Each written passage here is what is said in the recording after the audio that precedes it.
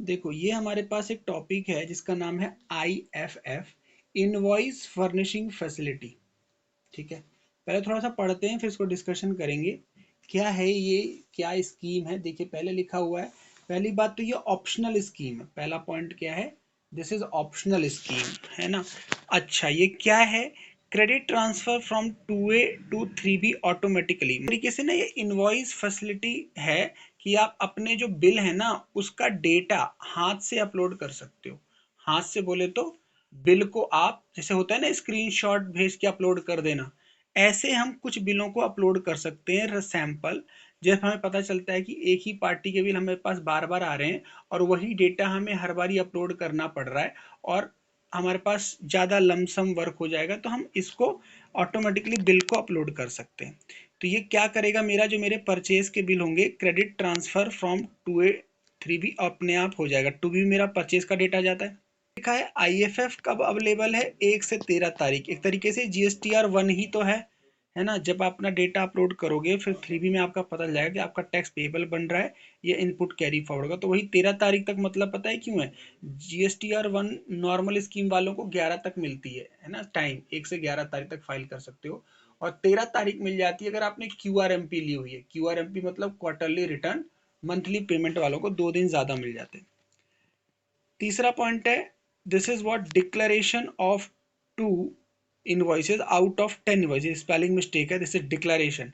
मतलब मैंने कहा ना कि बहुत सारे इनवॉइस है मेरे पास सेम पार्टी के, तो मैं उनमें से 2 इनवॉइस को क्या कर रहा हूँ, अपलोड कर रहा हूँ, डिक्लेयर कर रहा हूँ कि भाई ये डिटेल हमारे पास बिल की आती है। नेक्स्ट है, as we upload to bill as IFF recipient can claim. Recipient का मतलब समझे आप? जिसको मैंने बेचा है ना, मैं सप्लायर हूँ, मैंने उसको गुड सोल्ड किया है, तो जैसे ही मैं बिल अपलोड करूंगा तो उसके 2B में आ जाएगा। मतलब मैं अपलोड कर रहा हूँ, मैं कौन हूँ? सेलर, यानी मैं कौन हूँ? सप्लायर, है ना। और किसके पोर्टल में चला जाएगा? वो रेसिपिएंट, है ना। GST में 2 चीजें होती हैं, सप्लायर और रेसिपिएंट। गुड्स का सप्लायर, सर्विस का, गुड्स का सप्लायर, सर्विस का सप्लायर, और सर्विस का रेसिपिएंट, गुड्स का रेसिपिएंट। ठीक है। Credit of such bill on 2B form चला जाएगा, मैंने आपको बताया। ठीक है। नेक्स्ट है ITC on total credit available. ये इसने मिस्टेक कर दी है टाइपिंग वाले ने, ये मैं बता रहा हूँ टाइपिंग मिस्टेक हो गई है। यहाँ पे ध्यान से देखो, यहाँ पे लिखा हुआ है कंबाइंड पॉइंट है, गलत कर दिया है। Credit of such bill on 2B form में चला जाएगा, तो आपको पता ही चल गया है ना, जो इनको इनपुट। और यहाँ पे, हाँ यहाँ पे ये लिखा कि 10% ITC on total credit available. मतलब जैसे मान के चलो, मैंने कहा था कि जब तक सामने वाला सेल की रिटर्न फाइल नहीं करेगा तब तक वो 2B में नहीं आएगा।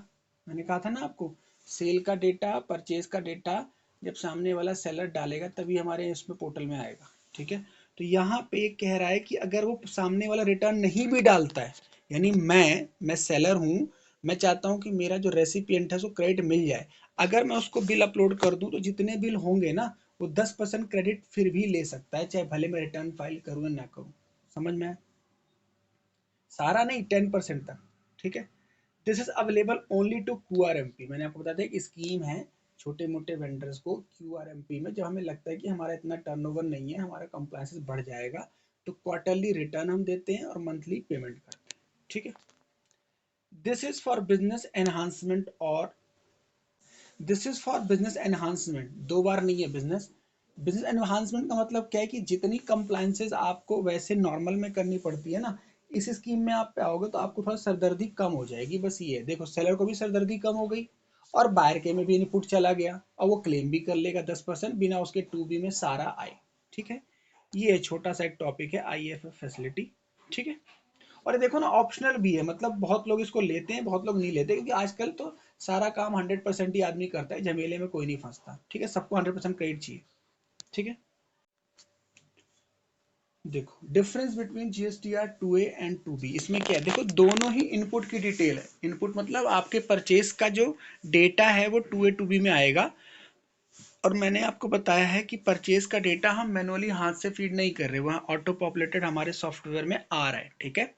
Now problem is what is 2A and 2B। तो देखिए क्या लिखा हुआ है, जो 2A है दैट इज स्टैटिक, वो चेंज नहीं होता, उसमें चेंज पॉसिबल नहीं है। बट 2B क्या होता है? फ्लक्चुएटिंग है। फ्लक्चुएटिंग का मतलब क्या है? ये अपने आप चेंज होता है। चेंज क्यों होता है? क्योंकि ये देखो, मैंने मान लो किसी किसी मंथ का GSTR 1 गलत भरा, ध्यान समझना, किसी मंथ का GSTR1 सेल का गलत भरा तो सामने वाले को प्रॉब्लम हो गई, फिर मैंने अगले महीने रिवाइज कर दिया तो रिवाइज जो ITC गया होगा वो कौन में जाएगा, 2B में जाएगा, इसलिए फ्लक्चुएटिंग होता है, ठीक है ना। ये पर मंथ क्या होता है, अमेंडेड होता है। अमेंड क्यों होता है आप बताओ, क्योंकि रिटर्न अमेंडेड होती है। मैंने आपको बताया था GSTR1 अमेंड कर सकते हो, 3B अमेंड नहीं करते, ठीक है। दूसरा पॉइंट है not having much important, 2A का ज्यादा यूज नहीं है, बट 2B से तो सारा इनपुट ही पता चलेगा, ठीक है। हाँ, फिर 2B में तीसरा पॉइंट है generated after 13th of next month, मतलब कि जब GSTR1 का पूरा टाइम हो जाएगा 11 और 13 तारीख, 13 वाली वाला, फिर ये होगा। फिर design as per GSTR 3B, 3B के लिए तो बनाया गया है 2B, है ना। जब तक आपका 2B का डेटा प्रिपेयर नहीं होगा तो you can not file your 3B। हाँ, नेक्स्ट है कैन बी डाउनलोडेड, बिल्कुल सही बात है, पोर्टल पे जाके आप 2B अपना डाउनलोड कर सकते हो, ठीक है। All kind of inward supply can be viewed, मैंने बताया ना, जितनी इनवर्ट सप्लाई आपने करी होगी, जितना भी आपने खरीदा होगा जिन जिन पार्टियों से, चाहे वो इनपुट हो, इनपुट सर्विस हो, कैपिटल गुड्स हो, जो जो खरीदा होगा वो सारा आपके 2B में आ जाएगा। अब ध्यान समझिए, यहाँ पे ना मैंने आपको 3 वर्ड बोले, इनवर्ट सप्लाई में 3 चीजें होती हैं।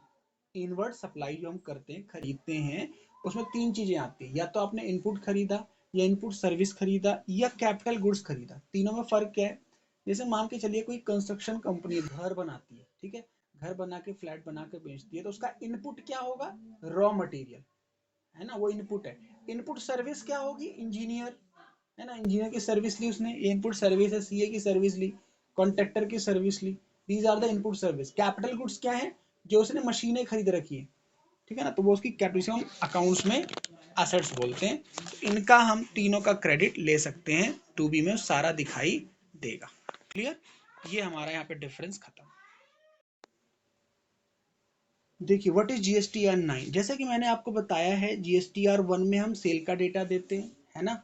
GSTR2A 2B में हमारा इनपुट आता है, 3B में हम टैक्स पेमेंट करते हैं, है ना।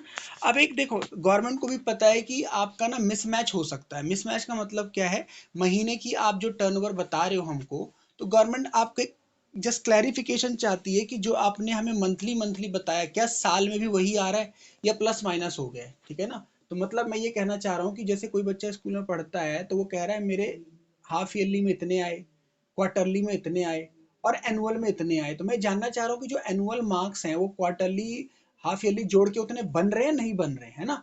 तो GSTR9 एक एनुअल टैक्स रिटर्न है। कौन सी रिटर्न है ये देखिए, एनुअल टैक्स रिटर्न, ठीक है। ये हम एक तरीके से कंफर्मेशन कह रहे हैं कि भैया आपका एक बार कंफर्म कर दो एनुअली इतना ही है या कुछ और है। तो this is what GSTR9 is an annual tax return, ठीक है। और इसमें क्या लिखा है देखो, that content detail related to supplies you have made and receive during the year, दोनों बताना है आपको कि आपने GSTR9 में आप ये डिक्लेरेशन दोगे, this is the inward supply, this is the outward supply. Government had introduce GSTR 9C, ये 9 पढ़ रहे हैं, 9C एक ऑडिट फॉर्म है which is to be filed annually bye tax payer who have turnover more than 2 crore. अगर किसी person की ना 2 करोड़ से ज्यादा टर्नओवर है तो गवर्नमेंट कहती है हमें ना एक ऑडिट करवा के दो, फॉर्म 9C, ताकि हम CA से ये चेक करवा पाए कि हाँ इस पर्सन का एनुअल टर्नओवर और जो इसने मंथली फाइल किया है वो बिल्कुल मैच है। It is basically a reconciliation statement between annual return filed in GSTR9 and the audited annual fund statement for the taxpayer, है ना। ये एक रिकन्सिलेशन है। रिकन्सिलेशन मतलब अगर रिकन्सिलेशन गलतियां होंगी तो पता चल जाएगा कि किस महीने का किस में एडजस्ट हुआ, किस में कम हुआ, किस में ज्यादा हुआ। जैसे मैंने आपको बताया था, जैसे मान लीजिए किसी मंथ की हम सेल कर रहे हैं तो ऐसा कस्टमर करता है, सेल रिटर्न भी तो हो जाती है ना। जैसे मान लीजिए मैंने बोला मैंने जुलाई मंथ में 2 लाख रुपए का सेल किया, अब अगस्त में उसने 50,000 का माल वापस कर दिया, तो मेरा तो सेल गड़बड़ हो गया ना जो जुलाई में मैंने दिया। तो इन इन चीजों से क्या होता है, रिकन्सिलेशन बनाना पड़ता है, गवर्नमेंट को एक डेटा देना पड़ता है, तो हमें GSTR9C में देते हैं। GSTR9 annual tax return, 9C is a reconciliation statement, ठीक है। किनको ये नहीं देनी, इन ये लोग ना बार बार आपको मिलेंगे। जब मैंने GSTR1 पढ़ाया था 3B, क्योंकि ना इनके अलग से फॉर्म है, इनके अलग से व्यवस्थाएं की गई हैं। कैजुअल टैक्स पर्सन है, NR है, इनपुट सर्विस डिस्ट्रीब्यूटर है, डिडक्टर कलेक्टर ऑफ टैक्स है, ये सब ऑनलाइन वाले। और OIDR सर्विसेज, ये क्या होते हैं जो ऑनलाइन वर्क करते हैं, तो सारा काम ऑनलाइन। सब फेसबुक काम कर रहा है इंडिया में, एड से कमा रहा है, गूगल कमा रहा है, these are the online service provider, ठीक है। इसका हम अलग से सेशन लेंगे, OIDR, ठीक है। फिर मैंने ना एक प्रोसेस लिखा हुआ है, हालांकि जब प्रैक्टिकल करेंगे तो समझ में आएगा बेटर। फिर भी मैंने बता रखा है कि जो हमारे पास GSTN 9 का प्रोसेस है वो हम ऑनलाइन ऑफलाइन दोनों तरीके से कर सकते हैं।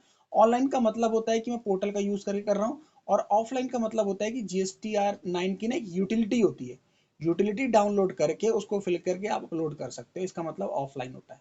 ठीक है, फिर इसमें मैं बताना चाह रहा हूँ कि इसमें आपका क्या होगा, कब तक ये फाइल करनी होती है, ध्यान से देखिए। आपको फाइल करनी है कि जो भी आपका फाइनेंशियल ईयर खत्म होगा ना, उसके 31 दिसंबर तक फाइल करनी होती है। क्या मैंने बोला, 31 दिसंबर बोले तो व्हाट, जैसे मान के चलिए अभी मेरा खत्म होने वाला है 31 मार्च 2024, तो जो 23-24 का मेरा बिजनेस है उसकी मैं 31/12/2024 तक फाइल करूंगा। ठीक है, और ये क्या करता है, it is combine of GSTR 1 and 3B, बिल्कुल सही बात है ना, कंबाइन है। इनपुट क्या क्या हम बताएंगे गवर्नमेंट को, सारा इनपुट बताएंगे कि मैंने साल भर में कितना इनपुट लिया, कितना इनपुट सर्विस, कितना कैपिटल गुड्स, वाइज में बताऊंगा। अगर मेरा गुड्स का नेचर है तो मैं HSN वाइज बताऊंगा कि 2 करोड़ तक में 4 डिजिट दिखा के बताऊंगा कितना टर्नओवर था, 5 करोड़ से ऊपर है तो मैं 6 डिजिट का क्लैरिफिकेशन करके बताऊंगा। 9C मैंने लिखा हुआ है फाइल ओनली ऑफलाइन, ये सिर्फ यूटिलिटी को देख के ही की जा। देखिए 9C मैंने आपको बताया सिर्फ ऑफलाइन ही होगी, मतलब आपको यूटिलिटी ही डाउनलोड करनी पड़ेगी। यूटिलिटी डाउनलोड करने का मतलब क्या है, एक एक्सेल शीट डाउनलोड हो जाती है, उसको फिल करके बस आपको उसको अपलोड कर देना है। जब मैं आपको इनकम टैक्स पढ़ाऊंगा वहां पे बताऊंगा एक फॉर्म 3CD होता है, टैक्स ऑडिट का फॉर्म, तो ये फॉर्म 3CD के तरह ही है। 3CD पता है क्या होता है, क्वेश्चन होता है।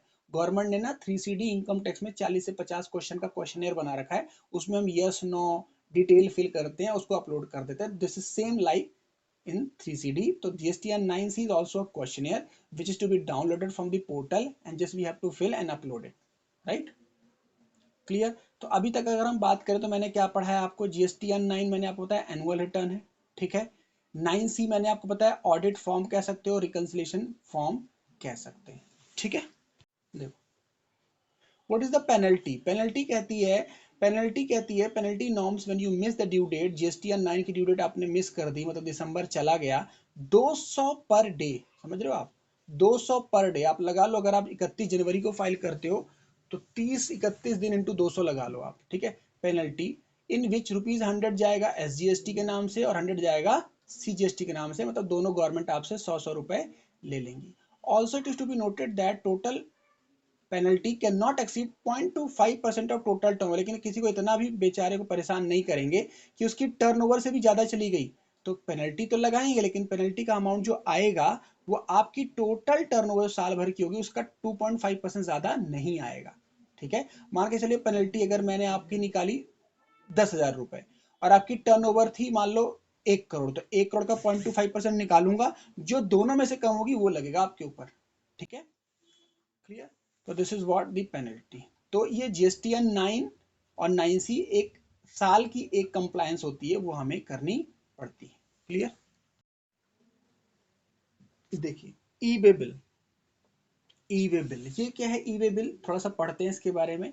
ई way bill is an electronic way bill, e way bill electronic way bill for movement of goods to be generated on the e way bill portal. एक पोर्टल हम देखेंगे, ई वे बिल का portal GST का ही एक part है, जिसमें हमें अगर हम गुड्स का मूवमेंट कर रहे हैं अपने गोडाउन से वेयर हाउस में, वेयर हाउस से ऑफिस में, या अपने सप्लायर को क्रेडिटर को दे रहे हैं, तो हमें ई वे बिल की कंप्लायंसेस पूरी करनी पड़ती है।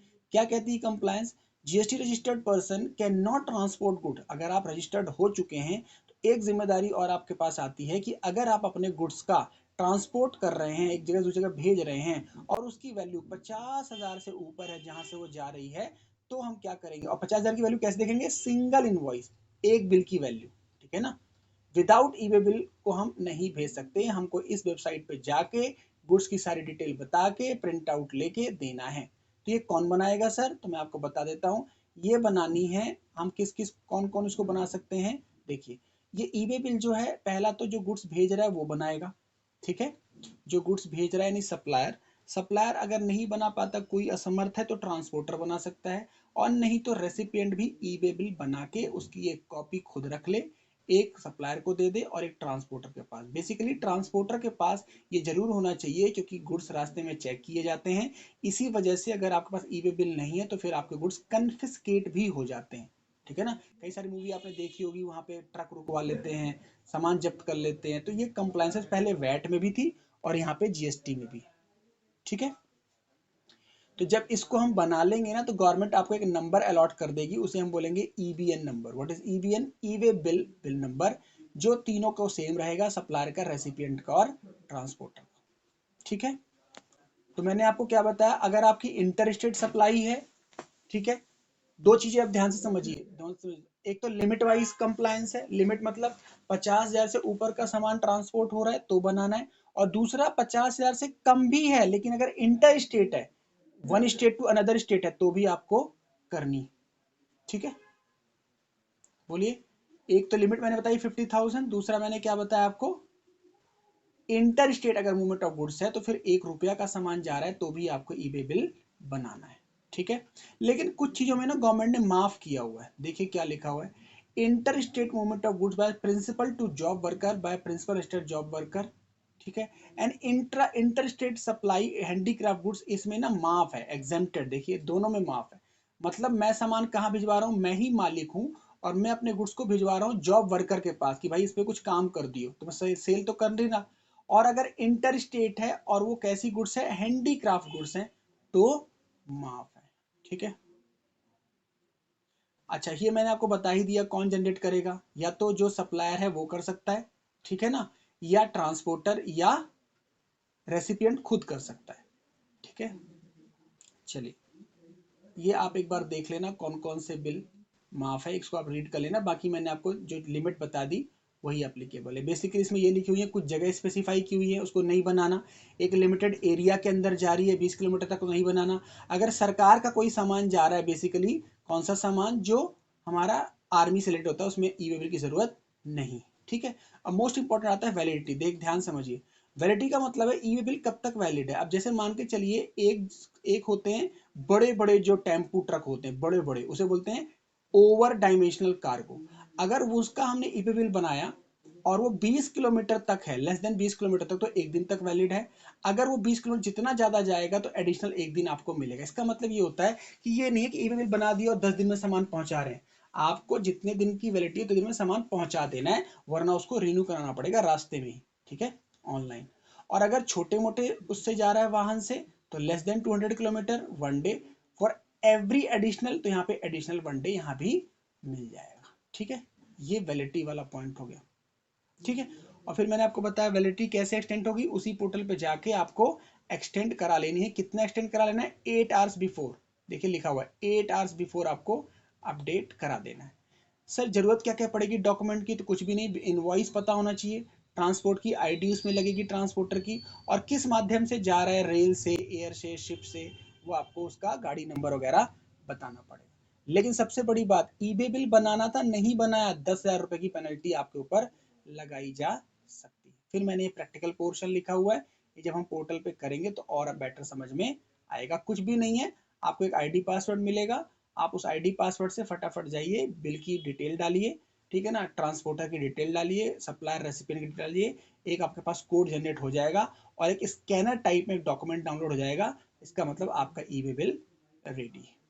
ठीक है, this is all about your E way bill. ठीक है।